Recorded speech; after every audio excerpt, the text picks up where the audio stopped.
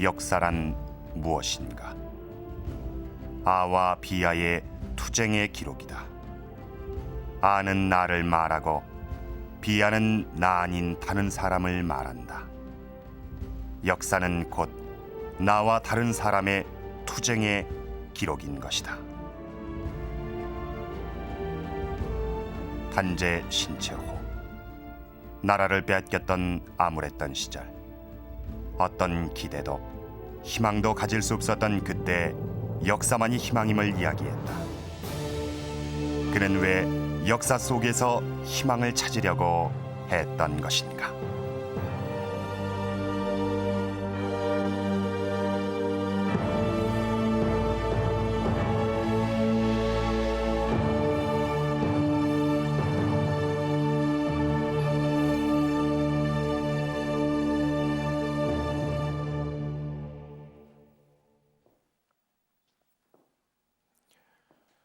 단재 신채호. 그를 모르는 사람은 아마 없을 겁니다. 위대한 독립운동가요, 언론인이며 문학가, 역사가였던 단재. 그러나 그를 깊이 있게 아는 사람은 별로 없습니다. 그가 우리에게 친숙하게 다가오는 일화가 있습니다. 보통 세수를 하게 되면 이 허리와 고개를 숙이는 게 자연스러운 일입니다. 그러나 단재는 달랐습니다. 그는 세수를 할 때면 허리와 고개를 숙이지 않고 꼿꼿이 서서 했다고 합니다. 옷 한 벌을 다 적셔가면서도 오히려 옷 버리는 게 뭐 그리 대수입니까? 라고 얘기했던 단재. 그것은 일제 앞에서는 무슨 일이 있어도 어느 방향으로도 고개를 숙이지 않겠다는 그의 의지의 표현이었습니다. 단재 신채호는 평생을 이런 마음으로 살았습니다. 그의 호 단재도 바로 일편단심을 의미합니다. 한 번 옳다고 판단되면 결코 자신의 뜻을 굽히는 법이 없었던 단재. 안타깝게도 그가 처했던 현실은 참혹했습니다.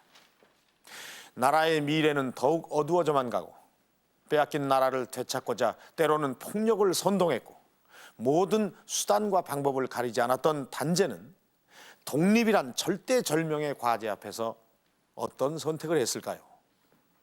그는 역사를 선택했습니다. 독립을 위한 현실적 대안을 역사에서 찾은 것입니다. 그리고 그가 우리 역사 속에서 희망을 발견한 시기는 고대사였고 그 무대는 만주 땅이었습니다. 만주. 그는 왜 한반도가 아닌 만주에 주목했던 것일까요?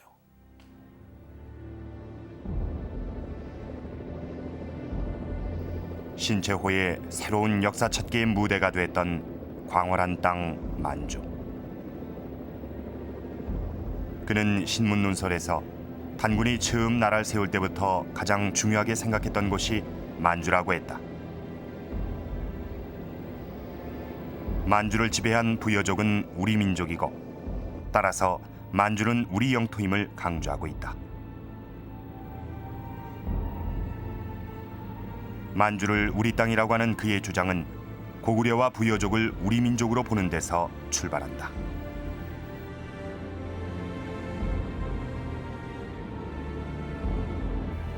우리 역사의 체계상으로 볼 때 저 상고사로 올라가서 그러니까 단군 조선으로부터 그 다음에 부여, 고구려, 발해를 중시하는 이런 역사 인식 체계상으로 볼 때 만주를 중시하는 것이 나올 수가 있습니다. 왜냐하면은 단군과 단군 조선과 부여, 고구려, 발해가 중심 지역으로 있었던 것이 바로 만주였기 때문에 만주를 중시했다 이렇게 할 수 있죠.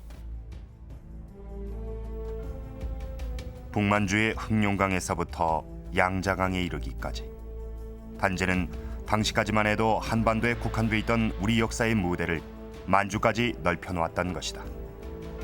그는 왜 만주를 중요하게 생각했던 것일까? 당시의 역사는 고대 역사가 압록강 이남에 국한돼 있었기 때문에 가장 많이 왜곡된 것 중에 하나가 고대사라고 봤습니다. 뿐만 아니라 이 고조선 시대나 고구려 시대를 부여 고구려 시대를 보면은 우리 한국의 선조들은 동북아시아에서 아주 막강한 민족이었고 찬란한 독자적 민족 문화를 갖고 있었는데 중국 지반시 1914년 이곳에서 신채호는 1년간 머물렀다. 지반은 1300여 년 전만 해도 고구려의 주요 활동 무대였다.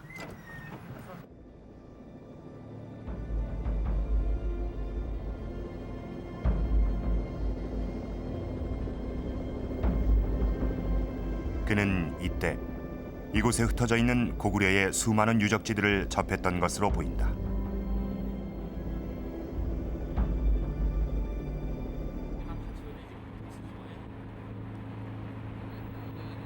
셀 수 없이 많은 왕릉으로 고분군을 이루고 있는 지반시. 신채호는 당시 고구려 유적지를 둘러본 느낌을 조선 상고사 총론에서 자세히 밝히고 있다. 지반은 도시 전체가 고구려의 유적지로 불릴 만큼 발길 닿는 곳, 시선 닿는 곳 어디 하나 고구려의 옛 땅이 아닌 곳이 없는데. 신채호는 눈앞에 유적을 두고도 깊이 연구해 볼 수 없는 현실에 대해 무척 안타까워하고 있다. 그는 광개토대왕 비문에서 고구려 전성기에 웅장했던 힘을 느끼기도 한다.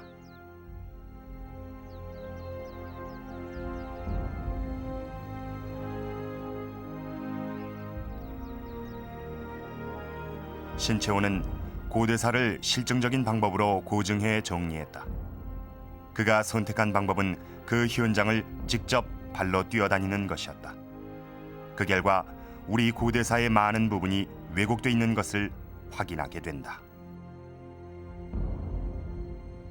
김부식 등 중세 사학자들이 우리 역사를 압록강 이남으로 무대를 축소시키고 또 일본 식민주의자들은 거기다가 또 그걸 중국의 지배에서 시작이 됐다고 왜곡을 하고 그러니까 또 남쪽은 일본의 지배로 시작이 됐다고 왜곡을 하니까 아주 근본적으로 종래 역사를 부정하고 새로 역사를 개척하시면서 사실과 일치하는 역사, 사실대로의 역사를 쓰려니까 만주가 큰 무대로 떠오른 거예요. 대륙을 호령했던 고구려는 668년 나당연합군에 의해 멸망하고 만다. 신채호는 고구려가 멸망한 뒤 만주가 우리 역사에서 사라졌다는 주장에 대해 강력히 반박하고 나선다.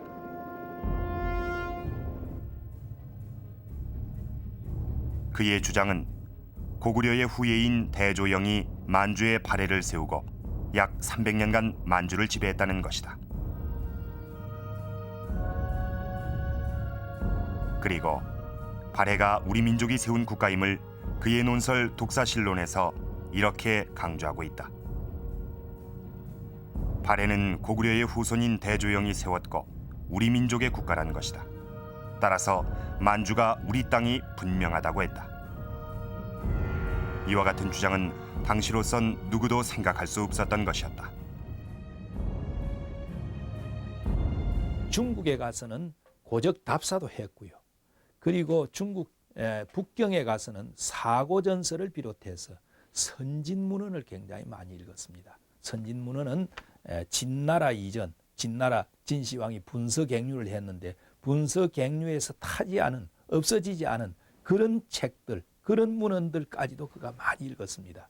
그렇기 때문에 우리나라 안에서 우리나라의 책만 가지고 역사 연구를 한 사람들과는 그러니까 우선 독서량 자체가 다르고 그 다음에 그가 해석하는 범위도 아까 비유가사학, 유가사학을 아울렀다고 했으니까 해석도 이렇게 훨씬 확장된 아주 열린 그런 해석을 할 수가 있었다.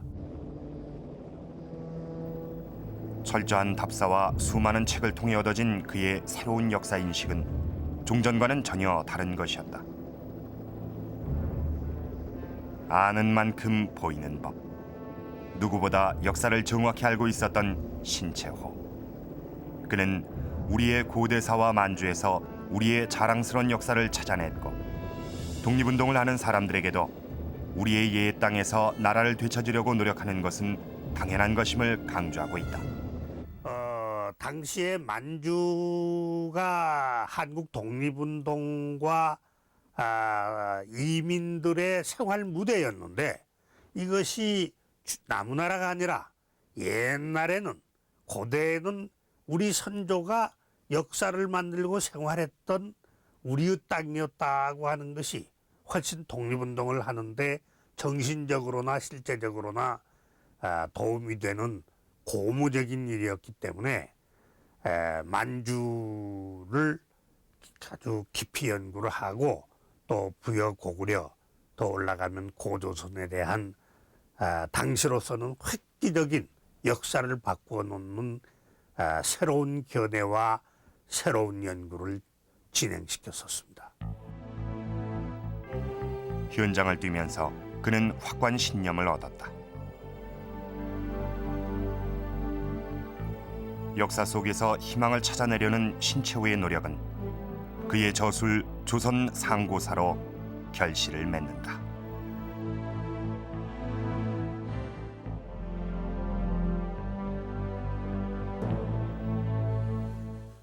우리의 역사는 한반도에 국한되어 있지 않다.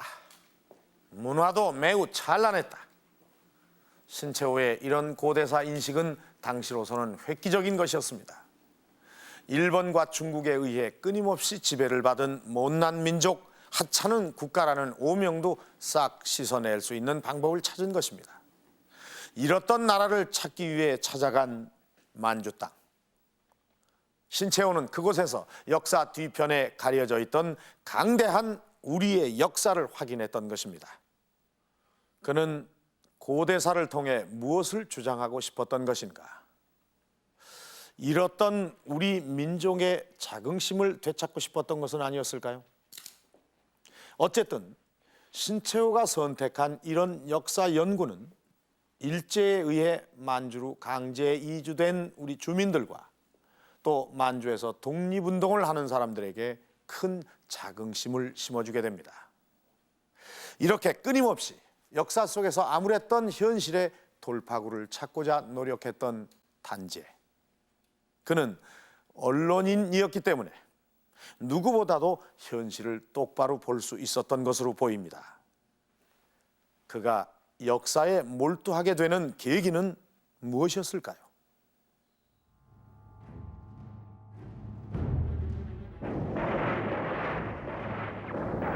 (1871년 4월) 강화 앞바다에 침입했던 미군의 포격을 시작으로 조선은 열강들의 계속된 침략에 시달리게 된다.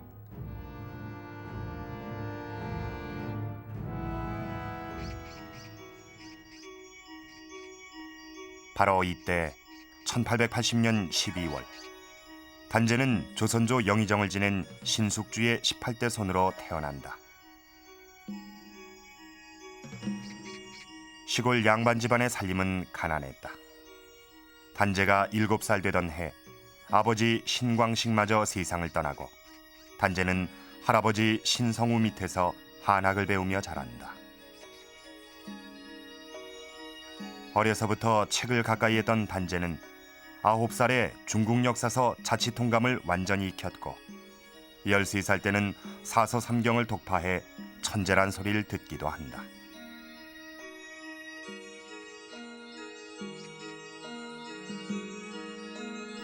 (1898년) 단재는 그 재능을 인정받아 그의 나이 19에 성균관에 입교한다. 당시 성균관 관장 이종원은 너는 곧 나를 능가할 것이다 라고 말할 정도로 신채호를 뛰어난 인물로 보았다. 26살에 성균관 박사가 된 단재는 당대 제1의 논객 위암 장지연의 권유를 받고 황성신문에서 언론인으로서의 첫 사회활동을 시작한다. 이제 국내 언론 활동에서는 황성신문의 주필 생활을 하셨고, 그 다음에 대한매일신보의 주필을 하셨던 거고요. 그 다음에 이제 가정 잡지라는 여성 잡지의 편집인이 됐었던 거죠. 그래서 한동안 그 순한글로 된 이제 그 잡지였습니다. 그런 것과 더불어 이제 그 대한협회 회보나 또는 그 여러 그 잡지들의 기고를 함으로 해서 이제 그 논설을 많이 쓰고 언론 활동을 이제 펼쳤던 것입니다. 그가 처음 몸담았던 황성신문은 장지연의 논설 시일야 방성대곡을 사전 검열 없이 배포했다는 이유로 무기한 발행이 정지된다. 단재는 양기탁이 있는 대한매일신보로 옮긴 지 한 달 만에 시일야 방성대곡을 그의 붓끝으로 되살려낸다.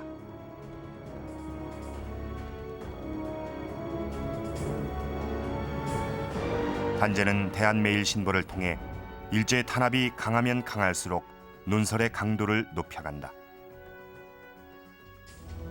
이 무렵 단재는 국권을 회복하고 실력을 키우기 위해서는 민족의 힘이 강해져야 한다고 주장하면서 역사에 대한 많은 논설을 쓴다.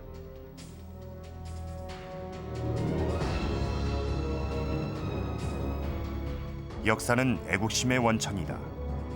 그의 논설에서 밝혔듯이 애국심을 키우는 힘을 역사에서 찾으려고 했다. 따라서 민족의 앞날도 역사에 의해 결정된다고 보고 있다. 그가 이렇게 역사를 중요하게 봤던 계기는 무엇일까? 임태보 하야시라고 하는 일본 학자가 있었는데 이분의 전공이 조선사예요. 이분이 조선사라고 하는 책을 5권으로 된 책을 썼는데 그 책의 논지는 조선 역사는 기자와 한사군에서 시작이 되고 또 삼국시대에는 가라가 일본이 직할 식민지로서 임나일본부로 만들어가지고 고구려 백제 신라가 임나일본부에 조공을 하고 한반도 남부를 지배했다고 썼습니다. 그래서 조선 역사는 단초부터 북으로는 중국의 지배를 받고 남쪽은 일본의 지배를 받아서 자주성이 없는 역사로서 타율적인 역사가 시작이 됐고 타율적인 민족이었다고 하는 초기 식민주의 사관을 전개했어요. 이 책이 한국에 들어와 가지고 익혔을 뿐만 아니라 당시 구한말 교과서에도 반영이 되기 시작을 했습니다. 단재는 일제의 식민사관에 대항해 논설에서뿐 아니라 시와 소설 등 다양한 글을 통해 역사를 강조한다. 그 무렵 이태리를 위기에서 구해낸 3명의 영웅에 대한 책 이태리 삼걸전을 번역하면서 단재는 역사 속의 영웅에게 관심을 기울인다. 그리고 우리나라의 위대한 영웅으로 을지문덕과 최영, 이순신 장군을 주인공으로 한 3대 영웅전을 발표한다. 역사 속에서 돌파구를 찾으려고 했던 단재. 그가 역사 속의 영웅에 주목했던 이유는 무엇일까? 그때 나라를 다시 완전 자주 독립으로 이끄는 방안이 뭐냐 하는 걸 생각하면서 나라가 이렇게 된 원인 자체를 규명하는데 이게 문치다, 글에 의해서, 관념에 의해서 행동이 없는 그런 선비 내지는 지식인들의 행태 때문에 우리나라가 이렇게 되었다. 공리공론에 빠진 사람들의 그런 그 참 주장들 때문에 이렇게 되었다라고 일단은 생각을 했습니다. 그래서 이 문치와 함께 무치, 그러니까 이 무력 이런 걸 굉장히 강조하는 그런 교육을 주장을 했더랬습니다. 그런 일련의 선상에서 이렇게 위기에 빠진 나라를 구하기 위해서는 어떤 존재가 나와야 되느냐? 이때는 영웅이 나와야 된다. 영웅이 나와서 나라를 구하는데 이렇게 적극적인 도움을 주어야 된다. 이렇게 생각을 했습니다. 을지문덕은 살수대첩에서 수나라의 30만 대군을 무찌른 삼국시대의 대장군으로, 최영은 왜구를 물리치고 요동정벌을 시도했던 고려의 명장으로, 이순신은 임진을 한 당시 왜구를 물리치고 바다를 평정했던 조선시대의 영웅으로 그리고 있다. 한제는 자신의 권리를 보호하고 찾아야 할 때 오직 칼과 피로서만 가능하다고 주장한다. 그가 무력을 권리 수호의 방법으로 택한 이유는 무엇일까? 완전 식민지로 강점하게 된 근본적인 힘은 그들의 군국주의와 군사력에서 나오고 있습니다. 따라서 일제 침략을 한반도에서 몰아내고 국권을 회복하려면은 일제의 군사력에 대항하는 실력이 있어야 되는데 그 핵심을 이루는 것은 무장 투쟁이 될 수밖에 없다고 본 거예요.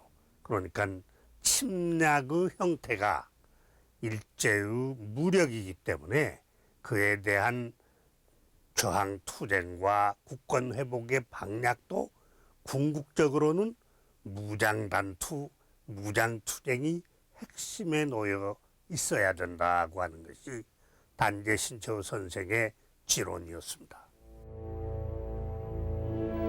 그는 문학 작품을 통해서도 독립을 위해서는 강한 힘이 필요함을 강조하고 있다. 그가 역사 속에서 찾아낸 세 영웅 을지문덕, 최영, 이순신 장군에게서도 이런 공통점을 발견하고 있는 것이다. 그리고 이분들의 공통성이 뭐냐 하면은 대외 경쟁력에서, 대외 침략에서 나라를 수호하고 그 다음에 나라의 자주 독립을 지키려고 한 그런 영웅들이다. 그래서 우리에게는 바로 이런 일제의 침략이 노골화되는 이 시기에 이 일제의 침략을 막을 수 있는 그런 영웅의 표본으로서 이 세 사람을 내세웠던 것입니다. 신채호가 역사를 주목한 이유는 바로 일제에 의해 우리의 역사가 왜곡되고 있다는 데서 출발했습니다. 그리고 우리 역사 속의 영웅들에서 희망을 보았습니다. 강한 나라, 힘 있는 민족만이 살아남을 수 있다는 진리. 그러기 위해서는 힘을 길러야 하고 곧 무력으로만 이길 수 있다고 봤습니다. 이것은 역사를 철저히 공부했기 때문에 우리의 역사적 사건으로부터 얻을 수 있는 결론이었습니다. 독사실론, 신채호가 쓴 논문입니다. 그 첫 구절을 한번 보면은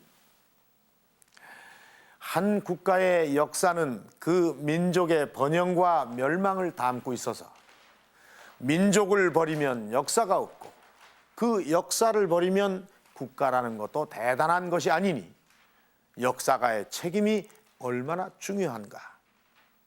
이렇게 신채호는 그의 글에서 역사와 국가 또 민족을 공동 운명체로 보았을 만큼 역사를 중요하게 생각했습니다. 이 역사가의 책임 또한 그만큼 중요하게 보고 있습니다. 그런데 역사가인 신채호가 조선 역사상 1000년 내 제1대 사건으로 꼽았던 사건이 하나 있습니다. 지금부터 1000년의 역사를 되돌아보건대 최대의 사건, 적어도 단재에게는 그렇게 보였던 사건이 아이러니컬하게도 고려사에는 반역으로 기록되고 있습니다. 과연 무슨 사건일까요?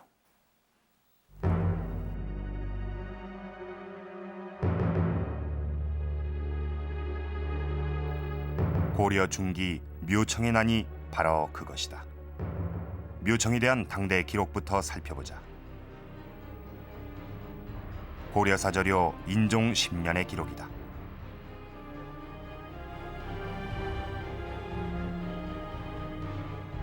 묘청을 저자의 내가 목을 베라고 쓰고 있다.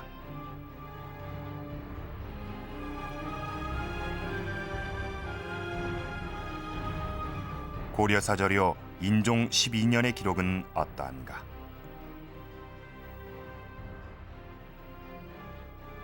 묘청을 베어 하늘의 경계에 응답하시고 민심을 위로하라고까지 적고 있다. 묘청, 고려 중기에 활동했던 승려로 그에 대한 당대의 기록들은 하나같이 그를 반역자여 허황된 술수를 부리는 인물로 평가했다. 반면 신채호는 왜 그런 묘청에 대해 최고의 평가를 내리고 있는 것일까? 12세기 고려 중기에 오면서 요나라와 중국의 송나라 그리고 고려의 안정된 삼각구도는 여진족이 세운 금나라의 등장으로 여지없이 깨지고 말았다. 이렇게 금나라를 세운 이후에 불과 8년 후에 되면은 그 이제 인종 3년이 되는데 그 시기에 가면은 금나라는 세력이 강해져서 고려에 대해서 형제 관계를 요구합니다. 그래서 고려는 동생의 나라고 금나라는 형의 나라다. 이렇게까지 이제 세력을 강하게 키워가게 되는 겁니다. 이렇게 되자 이 고려에서는 옛날에 부모의 나라로 섬기던 여진이 이제는 세력이 강해져서 군신 관계를 요구합니다. 인종대 가면은. 그래서 고려는 신하의 나라요, 여진은 황제 임금의 나라 이렇게 격화시키게 되는데 여기에 대해서 고려 조정이 대단히 붕괴를 하게 됩니다. 이때 묘청이 등장하여 금나라를 아예 정복해버리자고 주장하며 칭제 건원까지도 내세우게 된다.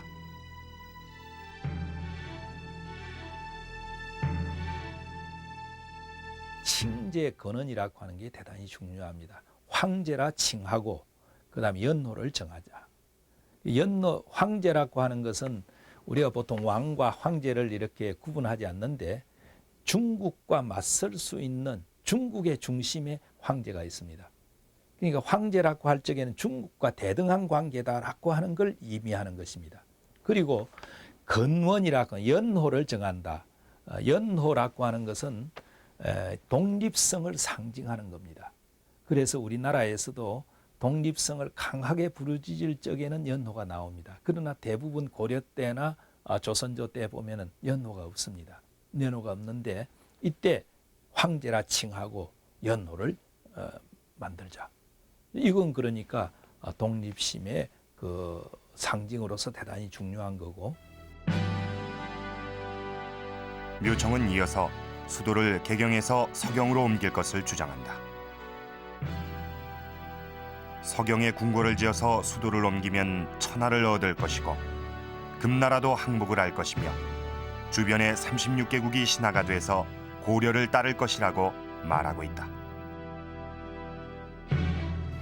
일단 서경에 천도를 한다는 것은 이제 수도를 옮기면은 그 당시에 그 지지 기반이 새로운 지지 기반이 생기는 걸 의미합니다.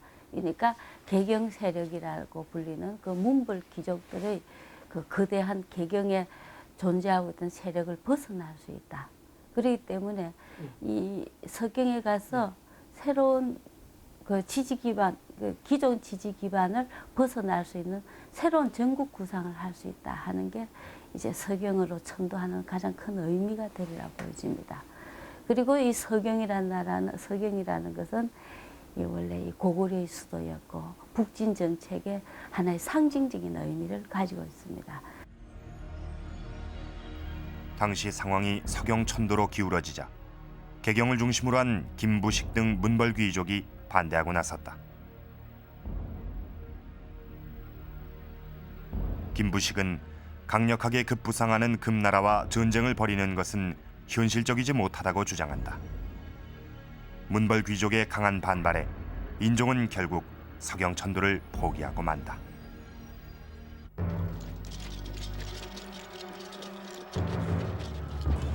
개경 중심 세력에 의해 서경 천도가 실패로 돌아가자 묘청은 난을 일으킨다. 고려 인종 13년의 일이다.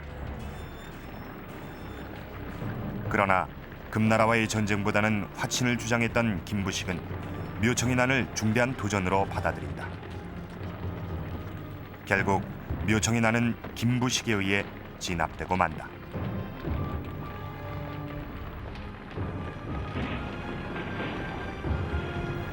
이것이 단재 신채호가 조선 역사상 1000년 내 제1대 사건으로 꼽았던 묘청의 난이다.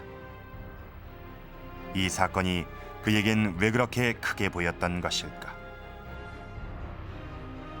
단재 선생은 묘청을 자주적인 정치가 아니고 자주적인 승려이고 문인이라고 본다. 반면에 김부식은 사대주의적이고 중국 이전적인 정치가이고 역사가라고 본다. 그래서 묘청이 자주적인 힘을 길러서 궁극적으로는 만주도 회복하고 우선 요동을 회복할 꿈을 가지고 있었는데 김부식이 군사를 데리고 묘청을 쳐서 묘청을 패배시킨 거, 그리고 삼국사기로 압록강 이남에 만족하도록 정신교육을 시킨 거, 이것이 결국은 우리나라를 힘이 없는 나라, 작은 나라로 만든 그 결정적인 전기가 됐다고 보고 있어요. 묘청의 난을 정벌하고 돌아온 김부식은 문화시중 판이부사 감수국사란 벼슬을 얻게 되고 삼국사기 편찬 총책임을 맡는다. 김부식을 사대주의자라고 비판했던 신채호는 삼국사기의 내용에 대해서도 거세게 비난한다. 삼국사기에 보면은 우리 역사를 우리의 관점에서 해석하거나 판단하지 아니하고 그 중국적인 관점에서 유교적인 관점에서 우리의 것을 비판한 것이 들어 있습니다. 예를 들어서 고구려가 중국과 그렇게 전쟁을 해가면서 자주권을 수호하려고 했다 하는 그런 부분에 대해서 중국을 어떻게 거역해서 이렇게 할 수가 있느냐라는 그런 비판이라든지 하는 것이 드러들어 보입니다. 그리고 그 거리를 측정하는 그런 것도 우리 자체 내에서 가령 지역이나 거리를 얘기하지 아니하고 북경에서 가령 몇 리가 된다라든지 이런 가치관 문제에서도 이 중국 중심의 것이 보이고 있습니다. 신채호는 김부식의 사대주의 때문에 중국의 눈높이로 쓰여진 역사를 우리의 역사로 받아들일 수 없었다. 또 신라 중심의 역사관으로 인해 가장 강대했던 우리의 고대 역사가 빠져버렸고 결국 대국이 소국되고 대국민이 소국민이 됐다고 안타까워했다.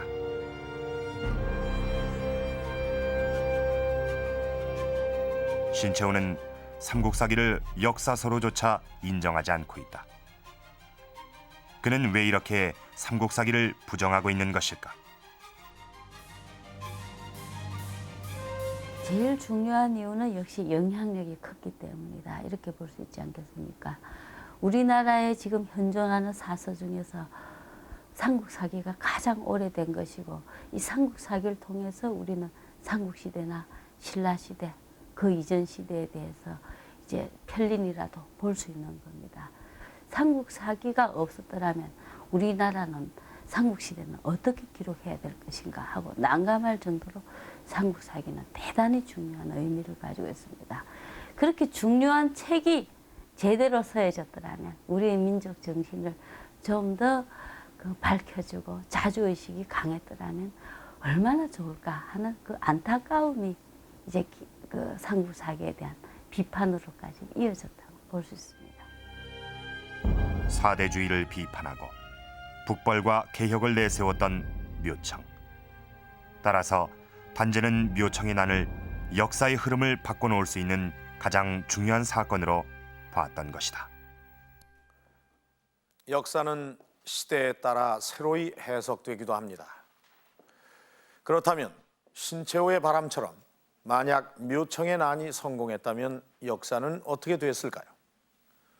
신채호는 우리 역사가 독립적이고 자주적이면서 진취적인 방향으로 나아갔을 것이라고 판단했습니다. 단재는 붓끝으로 일제에 맞섰던 대표적인 인물입니다. 그만큼 그의 글은 마음을 움직이게 하는 힘이 느껴지는데요. 독립운동 시절 때 이런 일화가 있습니다. 단재는 생계를 위해서 중국의 중화보에 논설을 집필했던 적이 있습니다. 신채호의 논설이 실리면서 신문의 발행 부수가 점점 늘어났다는 겁니다. 그러던 어느 날 신문사에서 단재가 쓴 논설 가운데 이 조사에 불과한 의자를 마음대로 고치는 일이 있었습니다.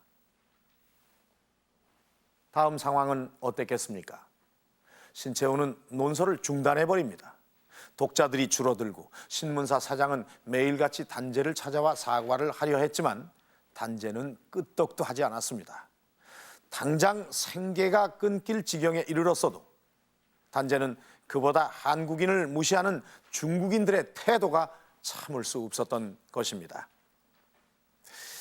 그리고는 생계를 위해서 글을 썼던 자신을 질책했다는 겁니다. 민족적 자존심을 단재가 얼마나 중요하게 여겼는가를 느낄 수 있는 단적인 사건이었습니다. 독립을 갈구하는 사람들의 마음을 움직이게 했던 신채호의 글, 그 대표적인 글이 조선혁명선언입니다. 조선혁명선언에는 신채호의 역사관이 잘 드러나 있는데요.